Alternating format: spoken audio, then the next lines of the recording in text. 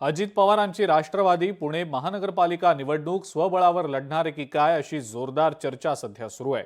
युती होईल किंवा नाही याचा विचार आता करू नका अशा सूचना आजच्या बैठकीमध्ये उपमुख्यमंत्री अजित पवार यांनी पदाधिकाऱ्यांना आणि नेत्यांना केल्याची माहिती सूत्रांकडून मिळतेय। प्रभाग रचनेवरून तक्रारी करू नका, आहेत त्या लढा अशा सूचना सुद्धा अजित पवारांनी माजी पदाधिकारी आणि नगरसेवकांच्या बैठकीमध्ये केल्याची माहिती मिळतेय।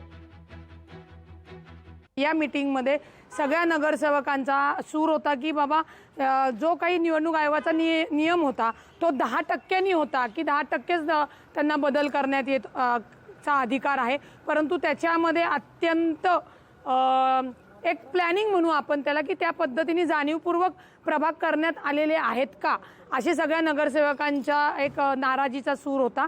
परंतु ही मीटिंग मध्ये माननीय अजितदादा बोलताना अजितदादांनी सांगितलं की तुम्ही सगळे नगरसेवक आमदारकीला यातले बरेच काही इच्छुक होते, त्याच्यामुळे जरी कुठला भाग कुठल्या भागाला जोडला गेला असेल किंवा तुमचा कट केला असेल तर जेव्हा आपण आमदार म्हणून त्या भागामध्ये मतं मागायला जातो आणि जर आपण काम केलं असेल तर त्या लोकांशी तुम्ही संपर्क केला पाहिजे, त्यांच्या घरापर्यंत पोहोचलं पाहिजे। जे झाले ते झाले।